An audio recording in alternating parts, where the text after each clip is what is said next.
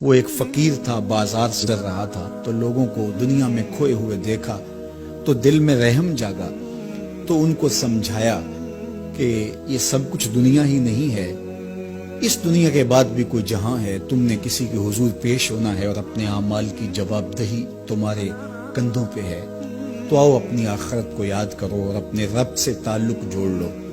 لوگوں نے کہا جا بابا کام کر، تجھے کیا پتا کہ دنیا کی لذتیں کیا ہیں اور ہم کس کام کاج میں لگے ہیں، جا اپنا کام کر۔ وہ شخص دل برداشتہ ہو گیا، وہاں کھڑا ہو کے آنسو بہانے لگا۔ کوئی شخص گزرتا ہوا رک کے کہنے لگا کہ کسی نے تجھے تنگ کیا ہے، کسی نے تیرے اوپر کوئی زیادتی کی ہے، تم کیوں رو رہے؟ اس نے کہا کسی نے کوئی زیادتی نہیں کی، بس ان کے رویے نے رلا دیا۔ کہا کیا ہوا؟ کہا گزر رہا تھا، ان کو دنیا میں کھوئے ہوئے دیکھا، دل میں خیال جاگا کہ ان بندوں کی اور رب کی صلح نہ کروا دوں۔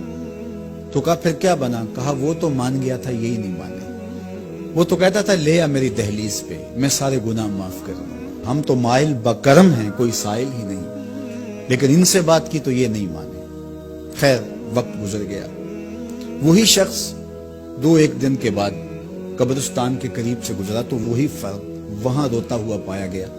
تو اس نے پھر اپنی گاڑی، اپنی سواری روکی اور کہا بابا عجیب شخص ہے، بازاروں میں بھی روتا ہے، قبرستانوں میں بھی روتا ہے، آج کیا مسئلہ تجھے ہوا؟ کہا مسئلہ وہی میرا کل پرسوں والا ہے، بازار میں گیا تھا اور میرا خیال تھا کہ بندوں اور رب کی صلح کروا دوں، وہ تو مان گیا لیکن یہ نہیں مانے، مایوس ہو کے آج قبرستان والوں کے پاس آ گیا اور یہاں میرا خیال یہ ہوا ان کی اور اس کی صلح کروا دوں۔ تو بڑی دلچسپی سے پوچھا کہ آج کیا بنا؟ کہا آج یہ مان گئے وہ نہیں مانتا۔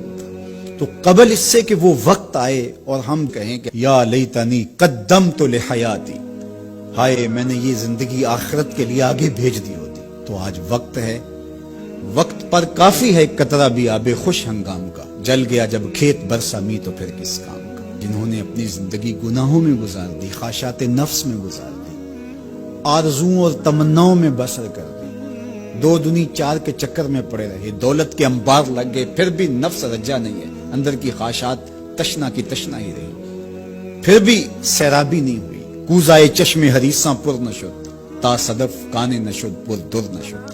رومی علیہ رحمہ فرماتے حریص کی آنکھ کا پیالہ نہیں بھرتا، کہا کہ جب تک صدف کانے نہیں ہوتا اس میں موتی نہیں آتے، اور سادی شیرازی بولتے ہیں کہ پیٹ بھر جاتا ہے آنکھ نہیں بھرتی۔ تو ساری زندگی حال من مزید کے نعرے لگاتے رہے، جتنا بھی میسر ہوا پھر آگے بڑھتے رہے، آگے بڑھتے رہے، کسی جگہ پہ بھی فل سٹاپ نہ آیا اور زندگی یوں گزرتی رہی، بسر ہوتی رہی اور اپنی زندگی برباد کر دی، حتی زرتم المقابر، یہاں تک کہ قبروں میں جا پہنچے۔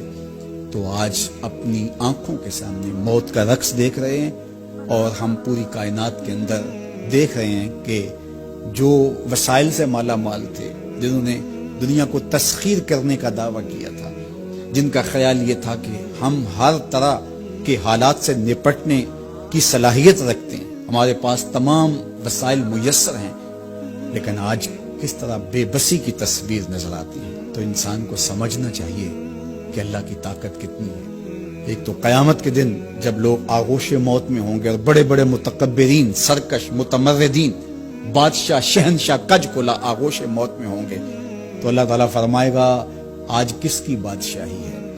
تو کوئی نہیں بول سکے گا۔ اللہ فرمائے گا انا المالک، میں بادشاہ ہوں۔ فرمائے گا این المتکبرون، تکبر کرنے والے کہاں ہیں؟ کوئی سر اٹھانے کے قابل نہیں ہوگا۔ اللہ فرمائے گا میں ہوں متکبر، کبریائی مجھی کو زیبا ہے۔ تو یہ کل جو ماننا ہے تو اچھا نہیں کہ آج ہی مان لیں اور اپنی زندگی کو اس کی راہوں پہ لگا لیں۔